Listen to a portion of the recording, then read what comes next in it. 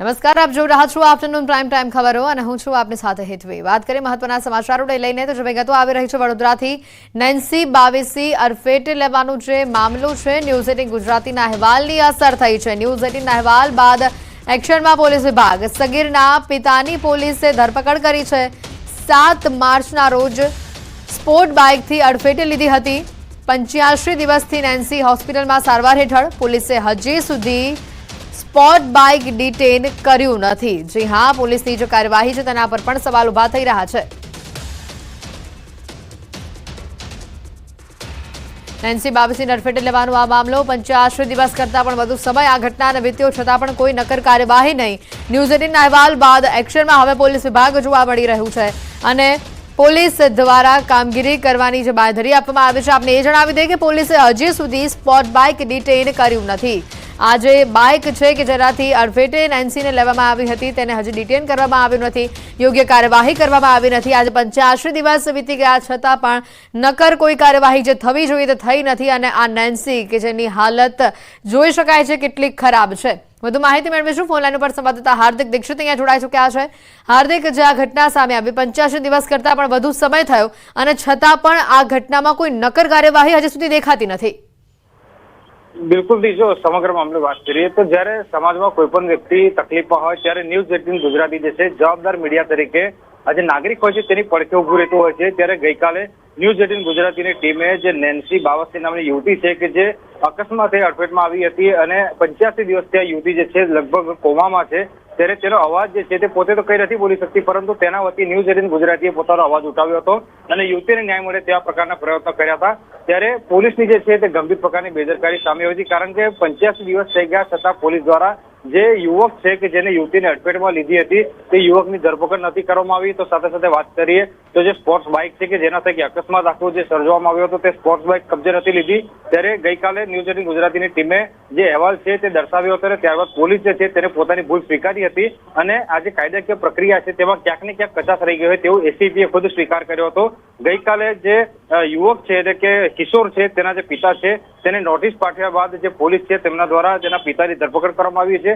કિશોર તો જવાબદાર છે જ અકસ્માતની ઘટનામાં, પરંતુ આમાં ક્યાંક ને ક્યાંક જે માતા પિતા હોય છે કે તેઓ બેદરકારી દાખવતા હોય છે અને નાની વયના જે બાળકો હોય છે તેમને આ સ્પોર્ટ્સ બાઇક છે એ પ્રકારની બાઇકો આપી દેતા હોય છે, જેના કારણે આ પ્રકારની ગંભીર ઘટનાઓ બનતી હોય છે। ત્યારે હવે જે લક્ષ્મીપુરા પોલીસ છે તેની કામગીરી સામે શંકા ઉપજી રહી છે। ઉચ્ચ કક્ષાના અધિકારીઓએ સમગ્ર કેસમાં દખલગીરી કરી છે। આવનારા સમયમાં આ જે નેન્સી છે તેને કયા રીતે ન્યાય આપે છે પોલીસ તે હવે જોવું રહ્યું છે। જી બિલકુલ, આભાર હાર્દિક માહિતી બદલ।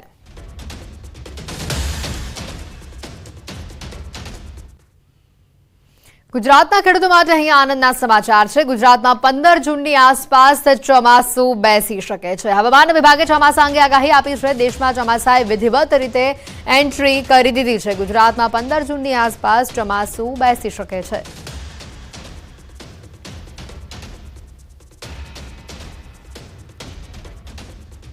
30 मई को केरला के ऊपर मानसून ऑनसेट हो गया है और साथ में ही most part of north east India को, और जो गुजरात के लिए जो मानसून ऑनसेट प्रोग्रेस की नॉर्मल डेट है वो 15 जून, यानी 15 जून के आसपास गुजरात पे मानसून प्रोग्रेस करेगा।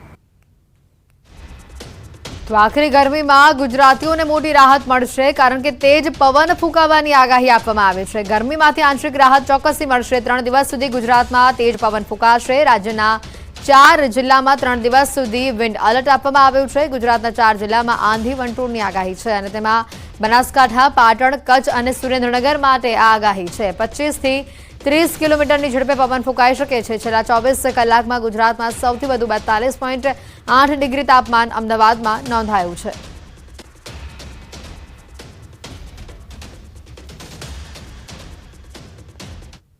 आज कल और परसों के लिए strong wind, surface wind prevail करेगी पूरे गुजरात रीजन के लिए, और उसकी स्पीड होगी 25 से 30 किलोमीटर पर आवर की। और सौराष्ट्र, कच्छ और पाटन, सुरेंद्रनगर और बनासकांठा के लिए डस्ट स्टॉर्म की वार्निंग दी गई है आने वाले 3 दिनों के लिए, यानी आज, कल और परसों के लिए। और मैक्सिमम टेम्परेचर रियलाइज की बात करेंगे तो अहमदाबाद और गांधीनगर में जो मैक्सिमम टेम्परेचर रियलाइज हुआ है वो अहमदाबाद का 42.8 और गांधीनगर का 42.5 degree Celsius maximum temperature realize हुआ है। और जो फोरकास्ट दिया जा रहा है अहमदाबाद और गांधीनगर के लिए मैक्सिमम टेम्परेचर का वो 43 डिग्री सेल्सियस का मैक्सिमम टेम्परेचर का फोरकास्ट आज के लिए दिया जा रहा है।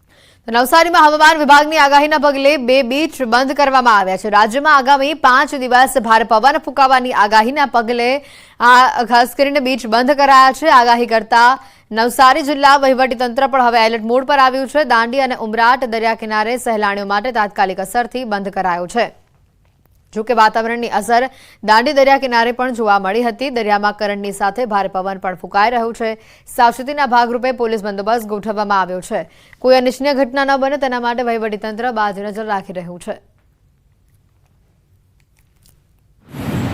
હવામાન વિભાગ દ્વારા ગુજરાત રાજ્યમાં 29 તારીખથી 2 જૂન સુધી રાજ્યમાં ભારે પવન તેમજ ધૂળની આંધી ફૂંકાવાની જે આગાહી આપવામાં આવી છે, આગાહીને પગલે નવસારી જિલ્લા વહીવટીતંત્ર એલર્ટ બની ચૂક્યું છે। ખાસ કરીને હવામાન વિભાગ દ્વારા રાજ્યના જે દરિયાઈ કાંઠા વિસ્તાર છે ત્યાં પણ ભારે પવન સાથે ધૂળની આંધી ફૂંકાવાની આગાહી આપવામાં આવી છે, જેને કારણે દરિયાઈ કિનારે જે પાણી મોજા જે છે પાણીનો કરંટની તીવ્રતા વધવાની શક્યતાઓ રહેલી છે, જેને કારણે નવસારી જિલ્લાના 2 મહત્વના ઉભરાટ અને દાંડી દરિયા કિનારેને વહીવટીતંત્ર દ્વારા બંધ કરવાનો આદેશ કરવામાં આવ્યો છે। એટલા માટે કે ખાસ કરીને વેકેશનનો જે માહોલ ચાલી રહ્યો છે અને એ વેકેશન પૂર્ણતાને આરે આવ્યું છે ત્યારે શનિ રવિની રજાઓ પણ સામે આવી રહી છે અને જે લોકો જે સહેલાણીઓ છે સહેલાણીઓનો ઘસારો વધે એવી સંભાવનાઓ પણ સામે સેવાઈ રહી છે અને કોઈ અનિચ્છનીય બનાવ ન બને જેને લઈને વહીવટીતંત્ર એલર્ટ બની ચૂક્યું છે। નવસારી જિલ્લાના દાંડી અને ઉભરાટ દરિયા કિનારે વહીવટીતંત્ર દ્વારા પોલીસ જવાનોને ખડકી દેવામાં આવ્યા છે।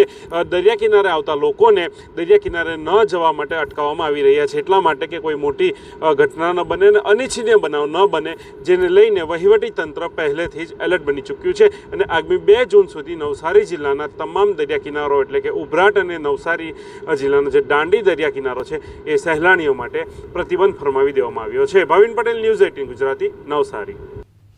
તો રાજકોટ અગ્નિકાંડ કેસમાં મહત્વના સમાચાર આવી રહ્યા છે। એસઆઈટીના વડા સુભાષ ત્રિવેદી પહોંચ્યા પોલીસ ભવન। રાજકોટ ફાયર ઓફિસર ઇલેશ ખેર પણ હાલ ફાયર ઓફિસર ઇલેશ ખેરની પૂછપરછ કરવામાં આવી છે, તેઓ ત્યાં પહોંચી ચૂક્યા છે।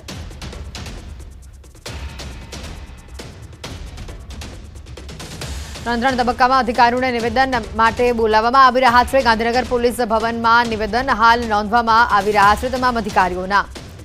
આ કાંડ કેસમાં અધિકારીઓની આ પૂછપરછ સામે આવી રહી છે। બદલી સસ્પેન્ડ કરેલા અધિકારીઓની પણ પૂછપરછ કરવામાં આવી રહી છે। રાજ્યમાં ભ્રષ્ટાચારનો વ્યાપ વધ્યાનો સાંસદનો એકરાર સામે આવ્યો છે। હા, ખુદ સાંસદે જ કર્યો તંત્રના ભ્રષ્ટાચારનો ખુલાસો। સાંસદ રામભાઈ મોકરિયાએ કર્યો આ મોટો ખુલાસો। ફાયર એનઓસી માટે મેં પણ આપ્યા હતા 70,000।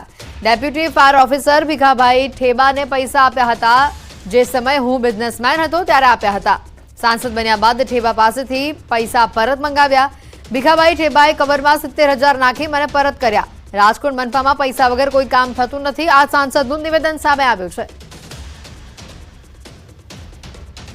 તેના સમગ્ર ઘટના જે રીતની સામે આવી રહી છે, ન્યૂઝ 18 પણ આ મુદ્દે સવાલ કરી રહ્યું છે, કારણ કે જે રીતનું આ એકરાર આવ્યો છે સાંસદનો, ભ્રષ્ટાચારનો એકરાર તેઓએ કર્યો છે। એક રાજનેતાના સ્વીકારથી ઘણા જ મોટા સવાલો આ સમગ્ર પ્રકરણમાં ઉભા થઈ રહ્યા છે। ફાયર એનઓસી માટે કેમ 70,000 રૂપિયા આપવા પડ્યા? હાલ આ સૌથી મોટો પ્રશ્ન ન્યૂઝ 18 કરી રહ્યું છે। પૈસા આપવા એ ભ્રષ્ટાચારને પોષવા બરાબર નથી શું? કારણ કે જે રીતે પૈસા આપ્યા આ ચોખ્ખી રીતે અહીંયા ભ્રષ્ટાચાર થયો હોવાની આ બાબત સામે આવી। સાંસદે ભ્રષ્ટાચાર ખુલ્લો પાડ્યો કે પછી તેને પોષ્યો, તે પણ હાલ સૌથી મોટો સવાલ ઉભો થઈ રહ્યો છે। સાંસદ બન્યા બાદ કેમ તેમણે પરત લીધા પૈસા? બિઝનેસમેન હતા ત્યારે પૈસા આપ્યા હતા અને સાંસદ બન્યા તેમ પૈસા પરત માંગ્યા। પૈસા પરત લીધા, કાર્યવાહી કેમ ન કરી? હાલ તે પણ સૌથી મોટો સવાલ ઉભો થઈ રહ્યો છે। ત્યારે એમપી બન્યા બાદ પણ કેમ ભ્રષ્ટાચાર સામે પગલાં યોગ્ય સમયે ન લેવામાં આવ્યા? જાહેર જીવનમાં રાજનેતા આ વેણ તેઓના કેટલા યોગ્ય?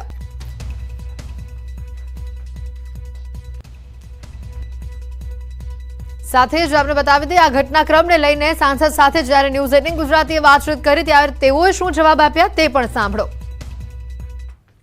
રામ મોકરિયા આપણી સાથે છે। રામભાઈ, તમે 70,000 રૂપિયા આપ્યા હતા એનઓસી માટે? એ તો જૂની વાત થઈ ગઈ ને બેન। હા, એટલે આપ્યા હતા ને, અમે તો એ જ પૂછી અત્યારે તમે તપાસ એ કરો બેન હા કે જે ગુનેગારો છે, જેના નામ આવ્યા છે અને 27-28 લાશો પડી છે, એ કોને પાપે પડીને કયો અધિકારી એમાં સંડોવાયેલ છે એની બેન તપાસ કરો. આ મારો મુદ્દો ડાયવર્ટ થાય છે અને આ લોકોને બચાવવાની વાત છે અને મને ખોટો બ્લેમ કરે છે. ક્યાં હું હાલે એ બધી દુનિયા આખી જાણે છે, તમારા પત્રકાર રાજકોટના જાણે, બધા જાણે છે. તમે ખાલી એટલી તપાસ કરો કે કોના તરફથી છે, કોની આની ભલામણ કરી છે, એની જે હાલત છે ને એ પરિસ્થિતિ છે ને એનું તમે ચેક કરો. જે અધિકારીમાં ભ્રષ્ટાચારી છે, જેને ગુનો કર્યો, જે કર્યું આટલા 4-4 વર્ષ સુધી ત્યાં ચાલતું હતું, કેમ કોઈને ખબર ન પડી? હવે એમાં તો મારે કઈ કહેવાનું નથી, ઘણું બધું કહેવાઈ ગયું છે. હું તો તમને એટલું જ કહું કે આની તપાસ કરો, ક્યાં ભ્રષ્ટાચાર છે, આપના મતે કોણ લાગે છે રામભાઈ? આટલી લાશો ઢળીને આવો બનાવ બન્યો ને, આપ લોકપ્રતિનિધિ છો રામભાઈ, અને આપ ખુલીને બોલી શકો છો, એટલા માટે અમે આપને પૂછી રહ્યા છે, કારણ કે બીજા લોકોને આવી રીતે ન ભોગ લેવાય એટલા માટે. રામ મુકરી આપણી સાથે છે. રામભાઈ, તમે 70,000 રૂપિયા આપ્યા હતા એનઓસી માટે. ન્યૂઝ 18ના રિયાલિટી ટ્રેકમાં નર્મદા જિલ્લા તંત્રમાં પણ ફાયર સેફટીને લઈને ઘોર બેદરકારી સામે આવે છે. નર્મદા જિલ્લામાં સેવા સદન, પંચાયત ભવન સહિતના તાલુકા મથકો ફાયર સેફટી વિહોણા છે. કાયદાનું પાલન કરાવનાર જ કલેક્ટર કચેરીમાં પણ શોભાના ગાંઠિયા સમાન ફાયર સેફટીના સિલિન્ડરો જોવા મળી રહ્યા છે. તે એક્સપાયરી ડેટવાળા લગાવેલા છે. આ ઉપરાંત જો કોઈ દુર્ઘટના અહીંયા સર્જાય છે તો આ કચેરીમાં પાણીની પાઇપલાઇનની પણ કોઈ જ સુવિધા નથી. નર્મદાના સેવા સદન, પંચાયત ભવન સહિતની કચેરીઓમાં મોટી સંખ્યામાં અરજદારો આવતા હોય છે, તેમ છતાં રાજકોટની દુર્ઘટના બાદ પણ ફાયર સેફટી બાબતે નર્મદા જિલ્લાનું વહીવટીતંત્ર હજી પણ ઘોર બેદરકારી દાખવી રહ્યું છે. ગુજરાતના રાજકોટમાં જે અગ્નિકાંડ બન્યો, અગ્નિકાંડ બન્યા બાદ 30 લોકોના મોત થયા, ત્યારે તંત્ર જાગ્યું અને ગુજરાતના તમામ જે જિલ્લા અધિકારીઓ છે, અધિકારીઓ દ્વારા ગેમ ઝોનોથી માંડી અધિકારી ઓફિસો માંડી અને જે હોટલો છે, મોલો છે, જેને ચકાસણી કરવામાં આવી રહી છે. પરંતુ નર્મદા જિલ્લાની વાત કરીએ તો નર્મદા જિલ્લાની આ મુખ્ય જિલ્લા સેવા સદન ઓફિસ છે. અહીં આગળ ફાયર સેફટીનો અભાવ દેખાઈ રહ્યો છે, કારણ કે નથી કોઈ પાઇપલાઇન કે નથી કશું કરવામાં આવ્યું, નથી કશું મૂકવામાં આવ્યું. ફાયર સેફટી માટે માત્ર જે સિલિન્ડર મૂકવામાં આવ્યો છે એ સિલિન્ડર પણ એક્સપાયર થઈ ચૂક્યો છે. તમને હું ખાસ બતાવવા માગીશ કે જે આ સિલિન્ડર છે, આ સિલિન્ડરની તારીખ તમને ડેટ બતાવવા માંગીશ કે 23/1/2023ના રોજ જ આ સિલિન્ડરની ડેટ છે એ ઓવર થઈ ચૂકી છે અને એક્સપાયર થઈ ચૂકી છે. એટલે કહી શકાય કે જે લગભગ જિલ્લા સેવા સદન ખાતે હજારો લોકો પોતાના કામ અર્થે આવતા હોય છે અને આ કામ અર્થે આવતા જે લોકોનો જે જીવ પણ જોખમમાં મુકાઈ શકે છે. જે સરકારી બાબુઓ છે અન્ય જગ્યાએ ચકાસણી તો કરે છે, પરંતુ પોતાની જ ઓફિસોમાં ફાયર સેફટીનો અભાવ દેખાઈ રહ્યો છે. તો શું આ જે સરકારી બાબુઓ છે જે કોઈક જે ફરી રાજકોટ જેવી અગ્નિકાંડ બને એની રાહ જોઈ રહ્યા છે? કારણ કે જિલ્લા પંચાયતથી માંડીને તાલુકા પંચાયત અને જિલ્લા સેવા સદન જ્યાં કલેક્ટર જિલ્લા વડા બેસતા હોય ત્યાં જિલ્લા જે ફાયર સેફટીનો અભાવ જોવા મળ્યો છે. એટલે કહી શકાય કે જે ન્યૂઝ 18 ગુજરાતીના ખાસ જે વાતચીતમાં અમે જિલ્લા કલેક્ટર, નાયબ કલેક્ટર પાસે મળ્યા ત્યારે તેઓએ પણ એક પૂરતો જવાબ મળ્યો કે જે ફાયર સેફટીના જે અધિકારી વર્ગ હોય છે એ સુરત લાગે છે, સુરતનો સંપર્ક કરવો. એટલે અહીં આગળ જે અધિકારીઓ છે તે પણ મૌન છે, કારણ કે જે ફાયર સેફટીનો અભાવ છે સરકારી બાબુઓ અન્ય જગ્યાએ ચકાસણી કરે છે, પરંતુ પોતાની જ ઓફિસોમાં આજે ફાયર સેફટી ના રાખાતા આજે કોઈ નવો મોટો અગ્નિકાંડ બને એની રાહ જોવાઈ રહી છે. દીપક પટેલ, ન્યૂઝ 18 ગુજરાતી, નર્મદા. રાજકોટની ઘટના બાદ સુરતમાં ઘોડા છૂટી ગયા બાદ તબેલાને તાળા મારવા જેવો ઘાટ સર્જાયો છે. સુરત મહાનગરપાલિકા દ્વારા એક જ દિવસે શાળા, કોલેજ, હોસ્પિટલ, રેસ્ટોરન્ટ, સિનેમાઘર સહિત 109 મિલકતોને સીલ મારવામાં આવ્યા છે. Rander zone, Athwa zone, Katargam zone, Udhna અને બી ઝોન સહિત વરાછા ઝોનમાં આવેલા mall, shopping centre, textile market, commercial complex જેવી મિલકતોને સીલ મરાયા છે. મહત્વનું છે કે આ દરેક મિલકતો પાસે ફાયર સેફટી અને બીઓસીના પુરાવા અંગે કાર્યવાહી હાથ ધરાઈ હતી. જો કે ફાયર સેફટી અને બીઓસીના પુરાવા ન હોવાથી આ મિલકતોને તાત્કાલિક સીલ કરાયા છે.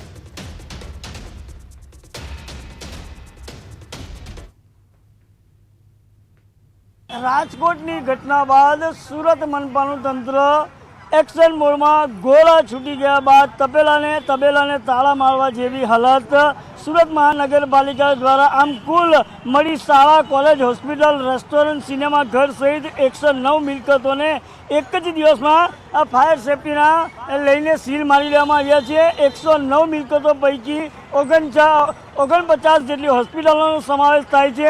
ખાસ કરીને સુરત શહેરના સંગ્રામપુરા વિસ્તારની અંદર આવેલા કેપી સંઘવી હોસ્પિટલને પણ હાલ બીયુસી ના હોવાના કારણસર હાલ સીલ કરવામાં આવ્યું છે.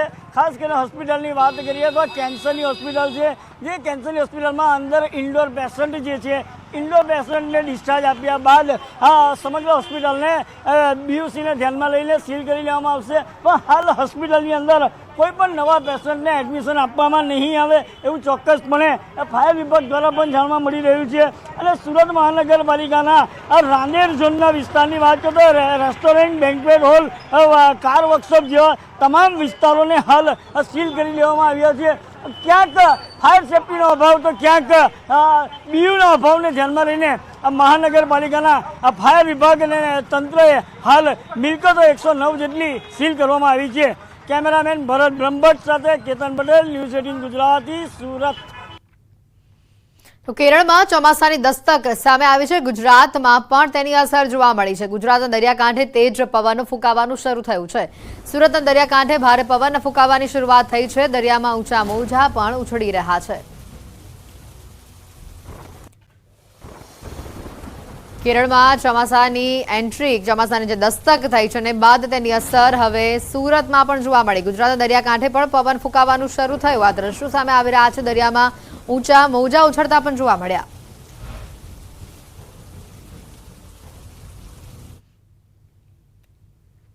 અને આજ મુદ્દે વધુ માહિતી મેળવીશું. સંવાદદાતા કેતન અમારી સાથે સીધા અહીંયા જોડાઈ ચૂક્યા છે. કેતન, જે રીતે ગુજરાતના દરિયાકાંઠા પર પણ હવે અસર જોવા મળી રહી છે, ચોમાસું નજીક છે, વધુ માહિતી શું અને હાલ શું પરિસ્થિતિ?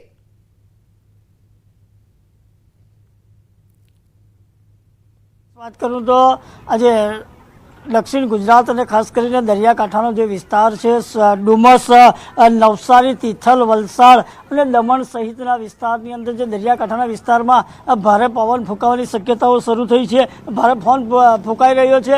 તો બીજી તરફ ખાસ કરીને જે ભેજવાળા વાતાવરણને 40 કિલોમીટર ઝડપે પવન ફૂંકાઈ રહ્યો છે અંદાજિત, એ પ્રમાણે હવામાન ખાતે આગાહી કરી હતી. અને ચોમાસું જેમ નજીક આવી રહ્યું છે તેમ દરિયાકાંઠે પવન પણ વધારે ફૂંકાઈ રહ્યો છે. અને ખાસ કરીને હાલ વેકેશનનો પણ માહોલ હોય અને ડુમસના દરિયાકાંઠે સહેલાણીઓ પણ ઉમટી રહ્યા છે. દ્રશ્યની અંદર જોઈ શકો છો કે આ ડુમસના દરિયાકાંઠે હાલ આ પ્રવાસીઓ પણ વધુ દેખાઈ રહ્યા છે. અને ખાસ કરીને વરસાદ, ચોમાસું નજીક હોય જે અંતર્ગત દરિયાઈ ભેજવાળા પવનોનું પણ પ્રમાણ વધુ જોવા મળી રહ્યું છે. અને ચોક્કસપણે કહી શકાય એમ છે કે હાલ આજે 30 થી 40 કિલોમીટરની હવામાન ખાતાની આગાહીના પગલે હાલ આ પવન ફૂંકાઈ રહ્યા છે. અને શહેરી વિસ્તારની અંદર પણ 20 થી 25 કિલોમીટરની ઝડપે પવન ફૂંકાઈ રહ્યા છે એવું હવામાન ખાતાનું ચોક્કસ આગાહી મુજબ જાણવા મળી રહ્યું છે. બિલકુલ કેતન, ચોક્કસથી કહી શકાય કે હવામાન વિભાગ દ્વારા પણ જે રીતે આગાહી કરવામાં આવી છે 15 જૂનની આસપાસ ગુજરાતમાં ચોમાસું વિધિવત રીતે દસ્તક દઈ દેશે, એની અસર જે અત્યારે જોવા મળી રહી છે. ખાસ કરીને સુરતમાં ગરમીનો પારો અત્યારે ક્યાં પહોંચ્યો છે અને જો વરસાદના દિવસો નજીક છે તો તંત્ર તરફથી આગોતરું કોઈ આયોજન કરવામાં આવ્યું છે? જે ચોક્કસ વાત કરું તો હાલ જે આજે સુરતની અંદર ગરમીનો પારો 35 થી 37 ડિગ્રી જેવું તાપમાન બતાવી રહ્યું છે. અને ખાસ કરીને આ જે વહીવટી તંત્ર છે એના દ્વારા એલિબા પ્રી મોન્સૂનની પણ કામગીરીઓ હાલ ચાલી રહી છે. સુરત શહેરમાં મનપાનું તંત્ર પણ સફળ જાગી અને પ્રી મોન્સૂનની કામગીરીઓ પણ કરી રહ્યા છે. અને ખાસ કરીને આ જે ચોમાસું નજીક છે જે અંતર્ગત પવનની ઝડપ પણ વધી રહી છે અને ભેજવાળું વાતાવરણ પણ હાલ દેખાઈ રહ્યું છે. વાદળછાયું વાતાવરણ પણ જોવા મળી રહ્યું છે. કેતન, આભાર માહિતી બદલ.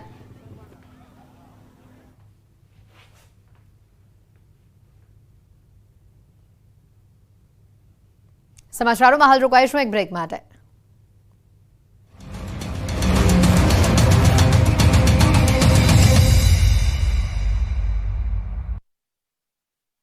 આ બાજુ ગોંડલમાં આરોપી રાહુલ રાઠોડના ઘરે પોલીસે તપાસ કરી. પોલીસની ટીમ રાહુલ રાઠોડના ઘરે પહોંચી આરોપી રાહુલને સાથે રાખી ઘરે તપાસ કરવામાં આવી રહી છે. આ બાજુ રાજકોટ ટાઉન પ્લાનિંગ બાદ ફાયર વિભાગમાં અધિકારીની પૂછપરછ થઈ. ફાયર ઓફિસર બીજે ઠેબાની પૂછપરછ કરવામાં આવી. આ કાંડને લઈને રાજકોટ કોંગ્રેસનું વિરોધ પ્રદર્શન. ગાયત્રી બા ધ્રુસકે ને ધ્રુસકે રડ્યા.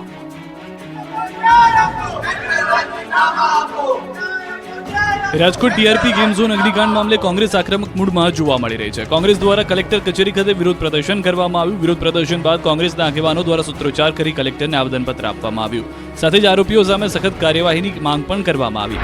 આ સમયે હૈયું કંપાવી દેતી ઘટનાને લઈને કોંગ્રેસ નેતા ગાયત્રીબા ભાવુક થયા હતા અને ધ્રુસકે ચોથા આંસુએ રડી પડ્યા હતા. રડતા રડતા ગાયત્રીબા વાઘેલાએ કહ્યું કે આવી ઘટના ક્યારેય ન બને.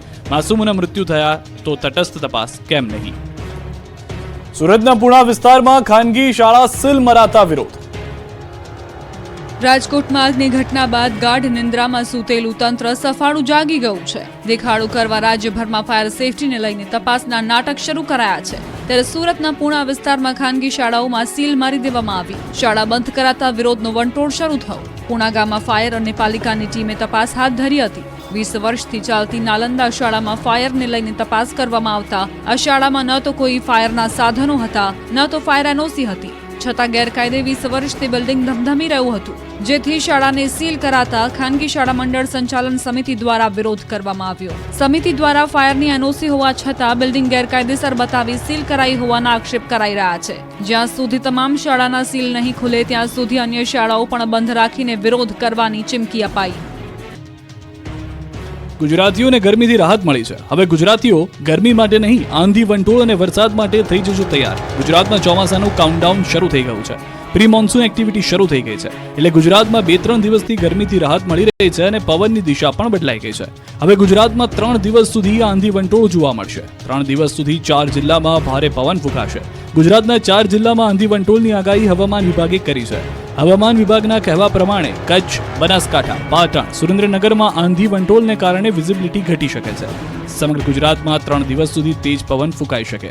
પવનની ગતિ પ્રતિ કલાક 25 થી 30 કિલોમીટરની હોઈ શકે, જે દરિયામાં તેજ પવન પણ ફૂંકાઈ શકે.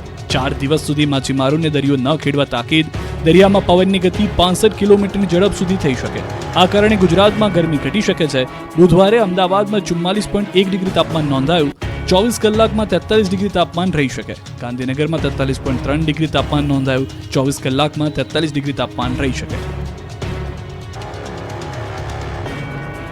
ગેમ ઝોનમાં લાગેલી આગ દુર્ઘટનામાં એક બાદ એક આરોપીની ધરપકડ થઈ રહી છે. ત્યારે હવે મોટા મગરમચ્છનો વારો છે. હવે આ ઘટનામાં આઈપીએસ, આઈએએસની પૂછપરછ કરવામાં આવશે. આ નિર્ણય ગાંધીનગર ખાતે એસઆઈટીના સભ્યો સાથે ગૃહ રાજ્યમંત્રીની સમીક્ષા બેઠકમાં થયો છે.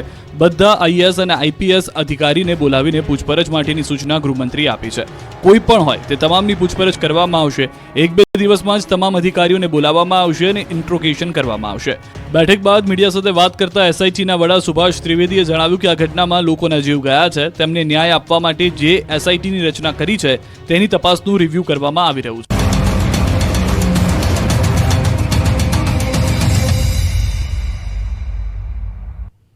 બ્રેક બાદ આપનું સ્વાગત છે.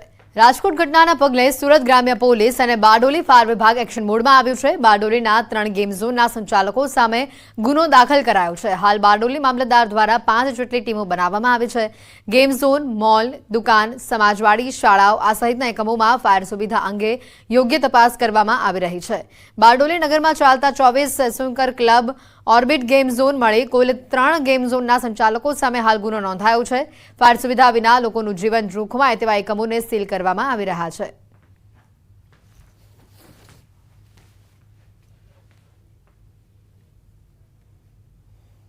Showroom, shopping mall, coaching institute, tuition class, શાળા, કોલેજો, હોસ્પિટલો, સમાજવાડી, પેટ્રોલ પંપ, સિનેમાગૃહો અને મનોરંજનના સ્થળો ઉપર તપાસ કરી અને વિગતો મેળવવા 5 ટીમની રચના કરવામાં આવેલ છે. વડોદરામાં નશાબાજ યુવકોની જાહેર માર્ગ ઉપર રાહદારીઓ અને પોલીસ સામે દાદાગીરી સામે આવે છે. મોડી રાત્રે માર્કેટ 4 રસ્તા નજીક રિક્ષામાં દારૂની મહેફિલ માણી નશામાં ધૂત યુવકો તોફાન મચાવી રહ્યા હતા અને સાથે જ રાહદારીઓએ ઠપકો આપતા તીક્ષ્ણ હથિયાર બતાવતા રાહદારીઓમાં પણ ભય ફેલાયો હતો. ભારે હોબાળો થતા પોલીસે ઘટના સ્થળે પહોંચી નશાબાજોની અટકાયત કરી હતી. પોલીસે નશાબાજોની અટકાયત કરી. આ ઘટનાના દ્રશ્યો પણ સામે આવ્યા. જોઈ શકાય છે નશામાં ધૂત લોકો રિક્ષામાં મહેફિલ માણી રહ્યા હતા. નશાબાજ યુવકોની પોલીસ સામે દાદાગીરી અને રાહદારીઓને પણ તેઓ તીક્ષ્ણ હથિયાર બતાવતા નજરે પડ્યા હતા.